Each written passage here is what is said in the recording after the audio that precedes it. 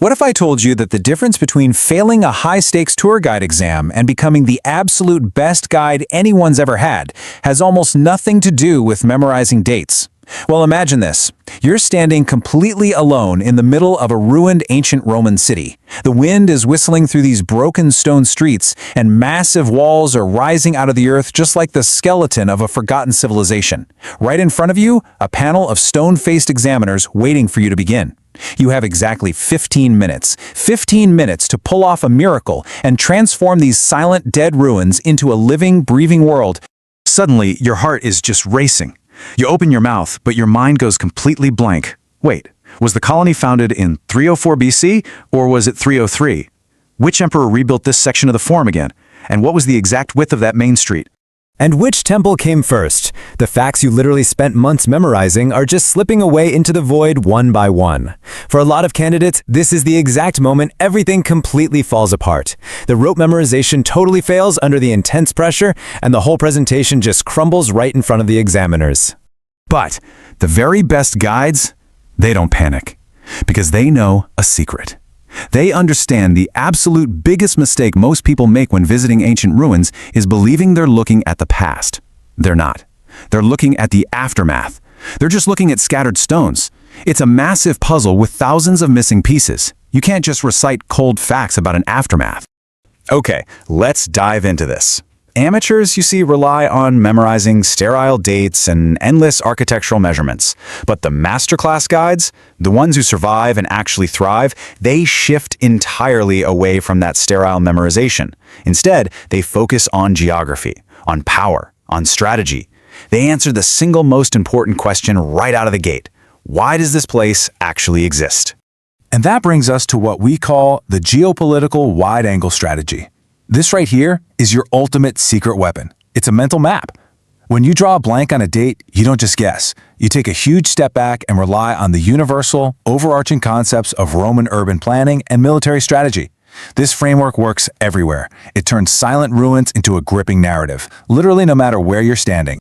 But to actually make this magic work during an exam, you have to master time. You've got exactly 15 minutes, zero room for improvisation. So your performance has to be surgically divided into 4 ironclad blocks: logistics and safety, macro geopolitics, urban models, and finally, managing the unexpected. Let's break down exactly how you execute every single phase of this blueprint. We start at minute 0, the first 120 seconds. Now, if you think this is where you start launching into a history lesson, you've actually already failed. The examiners aren't looking for history yet, not at all. They're evaluating your professional presence. They want to see if you have the fundamental fabric of a real working guide. So, what do? You greet the group with a warm, confident smile. You deliberately position them in a semicircle so your body physically blocks the harsh mountain wind. And then, brilliantly, you point down and warn them about the ancient, uneven basalt paving stones. This isn't just you being polite, it's a strategic masterstroke. You're scoring massive visitor care points on their evaluation grid before you even mention a single Roman emperor. Minutes 2 to 5 mark the moment we actually enter the historical narrative, the macro geopolitics phase. Now, what's really interesting about this is that, having secured the group's trust, you now zoom out, way out. Instead of just listing facts about rocks, you're going to explain why this specific city was built on this exact piece of earth. You use the landscape to your total advantage. Let's say, for example, you're at Albafucens. You point dramatically to the imposing Mount Velino way off in the distance, establishing this great visual anchor. Then you set a really vivid scene. You tell them, the year is 303 BC, the furious Samnite wars are raging across the peninsula, and Rome is looking for a fight.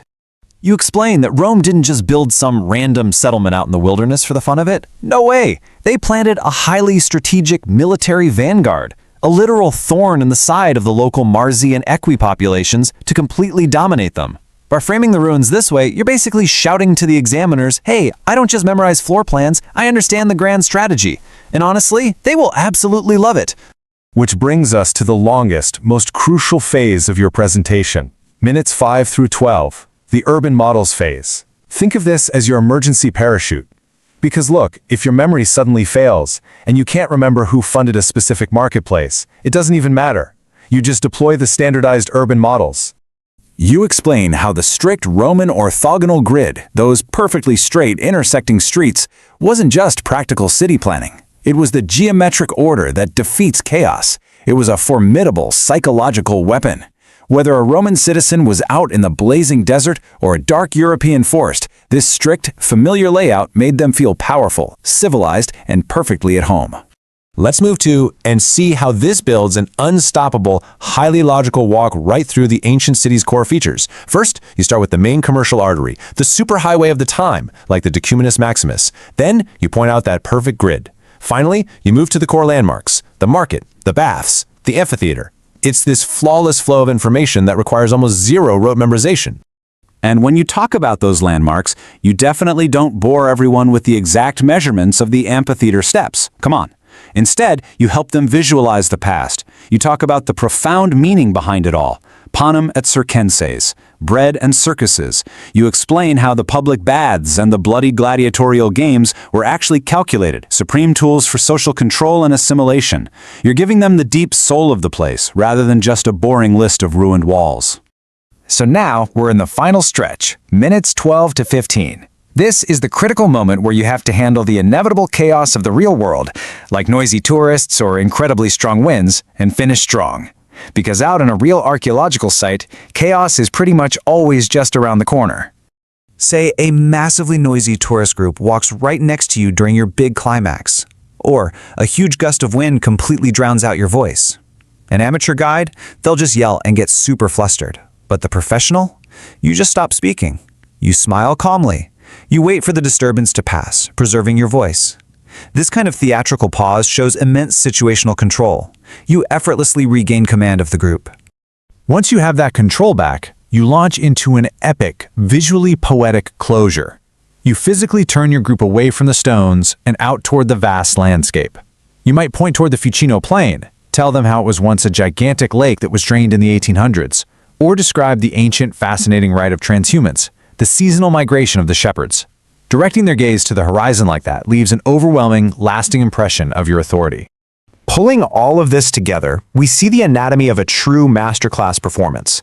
You crush the competition by mastering 4 key pillars: surgical time management, open, commanding body language, a relentless use of that geopolitical wide-angle lens, and finally, relying on those standard urban models as your unbreakable emergency parachute.